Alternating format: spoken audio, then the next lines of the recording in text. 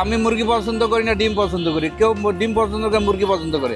Exactly বিষয়টা হলো এটা রাঁধুনি রান্নার উপর, যে ভালো রান্না করবে তার মুরগিটাও খাবে ডিমটাও খাবে যদি ভালো রান্না হয়। এই তো। আর এই ছেলেটা ভালো, এটা চটপটি ওর জন্য, ও চটপটিদার ভালো লং টাইম, কারণ ডিউরেশন বলা যাবে না। সুস্বাদু ভালো। ও ব্যানের উপর 10 টাকা ওই পুলিশ ফাঁড়ির সামনে বিক্রি করছিল, 10 টাকা 15 টাকা ওইভাবে। তখন তার স্বাদ হয়তো চেঞ্জ হয়েছে, রুচি চেঞ্জ হয়েছে, মানুষের এক্সপেকটেশনটা চেঞ্জ হয়েছে, এরকম। একটা মুরগি দিয়ে হয়, একটা ডিম দিয়ে হয়। বোম্বাই মরিচটা আছে, ওটা 12 মাসই থাকে। মুরগিরটাই বেশি বিক্রি হয় ডিমেরটার চাইতে, ডিমেরটা কম যায়। মানুষ ভালোবাসে বিধায় তো আছে। আমি এই ব্যবসা আছি 20 বছর। যে ফুটপাত থেকে শুরু করলাম, ফুটপাত দিয়ে শুরু করিয়া তারপরে ভালোই আছি এখন। ওগুলো ওই সময় বেচতাম 20 টাকা বিক্রি করতাম। এখন তো দ্রব্যমূল্যের দাম বেশি, এই কারণে 40 টাকা 30 টাকা দিয়ে 40 টাকা এই প্রথম থেকে মুরগি ছিল।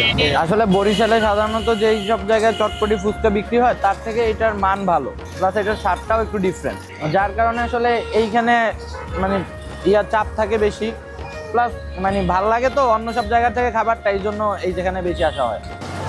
আছে বরিশালে কিন্তু খুব কম, আর এর ভিতরে যতগুলাই আছে এর ভিতরে এরটা একটু স্পেশালি। মুরগির চটপটি বলতে হচ্ছে কি তারা আলাদা ওইভাবে মানে মাংস দিয়া রান্না করে, ঠিক আছে, কিন্তু মানে দেখা যাচ্ছে ওইগুলার থেকে এইগুলা ভালো। মানে মুরগি দিয়ে সাধারণত ওইভাবে খুব কম। তখন তো মানে বাজার দিয়ে কিনতাম ওইটা, ওখানে মুরগিও যেটা বিক্রি করতাম আর ডিম দিয়ে ওই একই 10 টাকা, তারপরে 20 টাকা 25 টাকা 30 টাকা, এখন 40 টাকা। বাড়ি এখন পর্যন্ত হয় না, জমি কিনছি, ওইটা কিনছি প্রায় 10 বছর হয়েছে। এই কাজ করে কিনছি। অনেকে শরম করে বা খারাপ লাগে, করে না, এই কারণে পারলেও করে না, কিন্তু আমি বলি যে এটা ভালো, ব্যবসা করা ভালো, নিজের অধীনে থাকা ভালো। মশলা পাকান বা মানুষের মুখের ব্যবহার এইটা ভালো লাগে, সেই জন্য মানুষ আসে, মানুষ ভালোবাসে।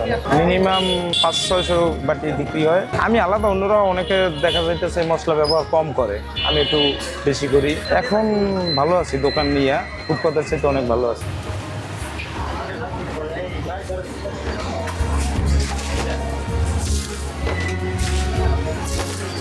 এই দিতেছি।